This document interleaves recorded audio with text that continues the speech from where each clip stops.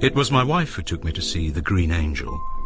The painting is by Jasper Johns, who did all those American flags in the 50s, and most of the exhibition was in that style, abstract, vaguely interesting, nothing to talk about, except for this one picture, this angel thing that got me wondering. I suppose you'd say it made me want to tell a story of sorts, the story of a memory, nothing more, but it puzzles me still why I should have remembered Dorothy Carter after all these years, just because of a few daubs of green and orange paint. It puzzles me. But that was how it happened. I don't want to sound grand, but this story has something to do with destiny in its way. Something to do with destiny, and something to do with the natural history of angels. There are psychologists who believe that we remember every word we ever read, every picture we see, every event, however small, every window in every house on every street we ever walk in, a lifetime of books and streets and pictures.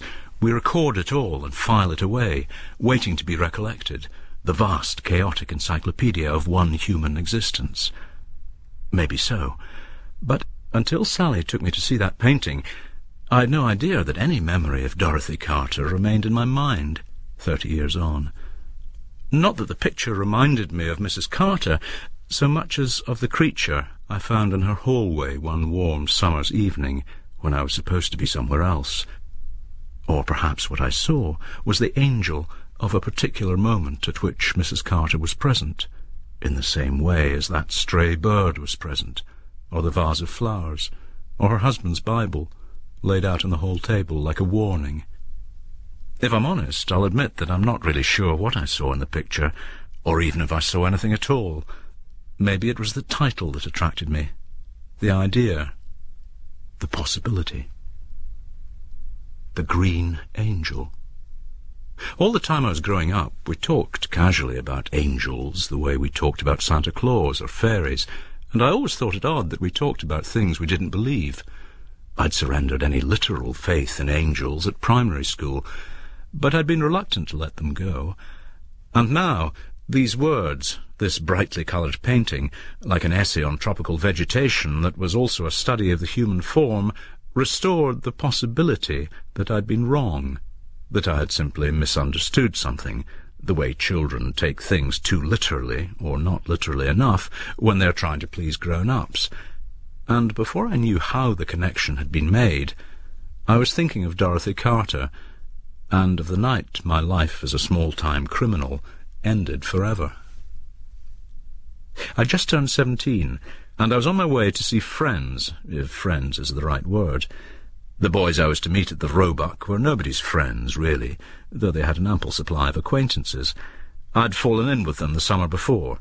Disgusted with my parents, bored with school, I'd taken up with the Coleman brothers, Tony and Mark, and their vicious little gang of street thugs, presumably in order to prove something to myself or someone else. I don't remember after all these years, though I think it had to do with seeming not to care that the world had opened up frighteningly in my path, or that I didn't feel much loved for by anybody, not even myself. Seeming hard, seeming too tough for all that. As I say, I don't really remember, and it doesn't matter now. Once you've climbed out of a deep, dark hole, it's the light and the air you care about, not the darkness.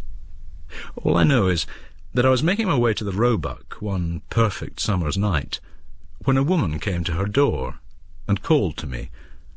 That night I was supposed to be meeting the Colemans for a drink. Then we were supposed to go over to the Scandex factory and rip off some stuff for a friend of Tony's. But that evening's angel had other plans. "Alan Patterson," the voice called. "Is it Alan?" I looked around and saw Dorothy Carter standing in her doorway in a white and cherry-coloured summer dress, her hair up, her eyes oddly bright. I nodded, unsure for a moment, thinking maybe I'd been caught out in some way, and this was some elaborate trap. Mrs. Carter smiled, but she looked troubled. "Can you come," she said, "and give me a hand with this?" Her voice trailed off as she turned back to the house. It's possible, had she waited a moment longer, that I would have continued on my way, but standing there at her gate in the evening light, I felt like someone watched by an invisible audience, an audience that expected me to do the right thing. So I followed her in, annoyed, though perhaps also quietly relieved, that I was going to be late for my appointment. Dorothy Carter was the wife of John Carter, a well-respected builder and lay preacher.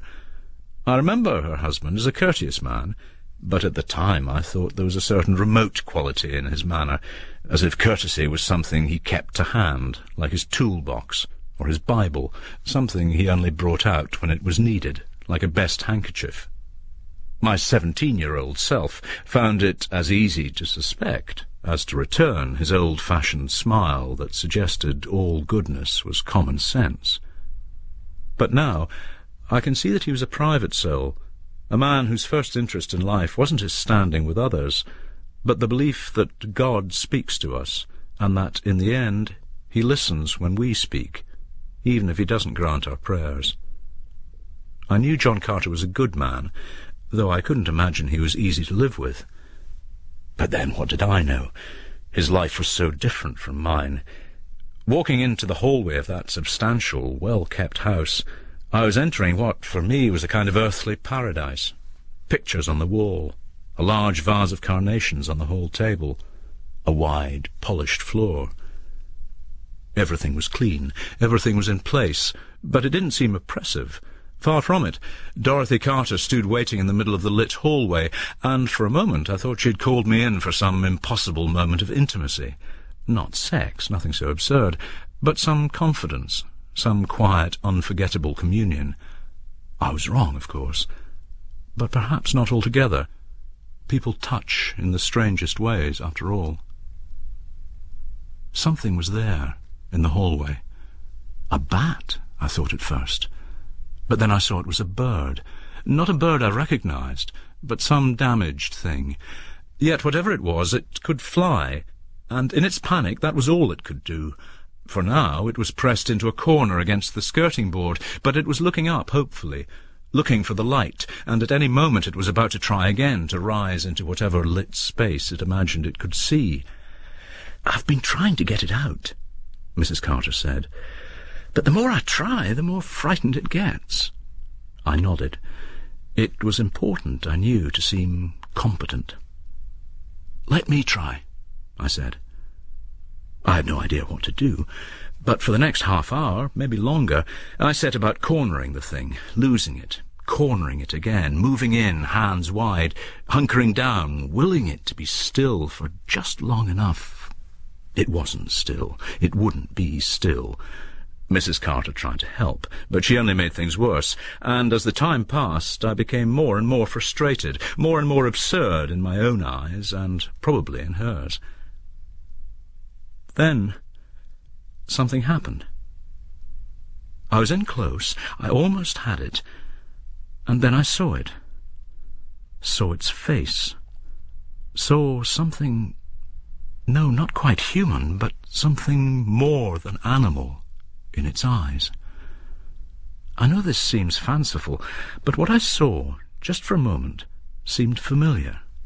A face I had known in passing all my life, though I couldn't place it then, any more than I could now. It was a face I might have seen every day without paying it any mind, but it was also transformed, lit from within, enlivened with some secret understanding that it shared not just with me, but with everything. The summer night, the carnations, the shadowy hallway where I stood trembling with the effort of being still, the streets outside, the grass, the air, the sky. It was the face of a child, or a young girl, or so it seems looking back. But I'm aware of the possibility that I've invented that for my own sake, as a way of telling something I couldn't otherwise tell. And it was only there for a moment, before it was gone. "What is it?" Dorothy Carter was staring at me as if she'd seen a ghost. "What's wrong?" "Nothing," I said. I looked at her. For a moment I thought the face I had seen was hers, the face she'd possessed as a child, the face she possessed now only in dreams, when she entered into a world where nobody, not even her husband, could follow. Then I felt embarrassed. Afraid she'd think I wasn't man enough for the job, and I plunged forward, not seeing, not even feeling, trapping the bird in my outstretched hands and clutching it tight. There was an awful sound, a hurt, mournful cry. Then it was still, held firm, clasped tight. "You've got it," Mrs. Carter said. I stood, nodding, holding the bird at arm's length and wondering what to do next. "Yes," I said. "Where shall I put it?" She laughed then. She looked at me for a long moment, long enough to make me blush. Then she laughed again. "Take it outside," she said, adding, completely deadpan, "I think it's had enough. Don't you?" And that's my story. It wasn't really that late, and I could have caught up with the Colemans, but all of a sudden I didn't feel like it. Instead, I drifted around as evening turned to night. Then I went home. There was nothing to see. No miraculous presence, no ethereal creature with wings. But then, why would I have expected such a thing? Why would I have needed more than a woman, a vase of flowers, a trapped bird? I don't want to make too much of this. I could say the Green Angel is an event. Not a creature of flesh and feathers, not even a spirit, but an event, a possibility never thought of before, an annunciation. But I don't want to imply that I was saved by anything, least of all an angel. Being in one place rather than another is something that happens every minute of our lives, and there is no way of knowing with what consequences. I didn't get to that meeting with the Colemans, and that changed my direction, perhaps forever. But I'm nowhere near vain enough to think that some higher power cares about me or my fate. And yet, maybe what the Green Angel means is that life is full of annunciations. Some are obviously important. Others appear as insignificant as the story I am telling now. But they are all necessary, and they are all unknown quantities. I don't know, on that occasion, who my Green Angel was. Mrs. Carter? The bird? Nothing is that straightforward. Maybe it was just the scent of the carnations on the hall table, or the sound those wings made as the hapless creature fluttered against the skirting boards. Maybe it was something I don't even remember.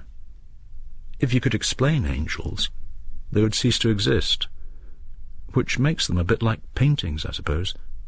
Gifts from the world beyond the literal, gifts from the reality beyond the reality we know. We give them names so we can take them for granted. And then we meet them, unawares, in a dim hallway, drenched in the scent of carnations, or in an art gallery on a wet afternoon, when the world is elsewhere, and for one bright moment the soul is open to the possibility of a subtle, almost imperceptible visitation. David Rintoul was reading John Burnside's Angelic Hosts, The Green Angel. It was produced by Gemma Jenkins.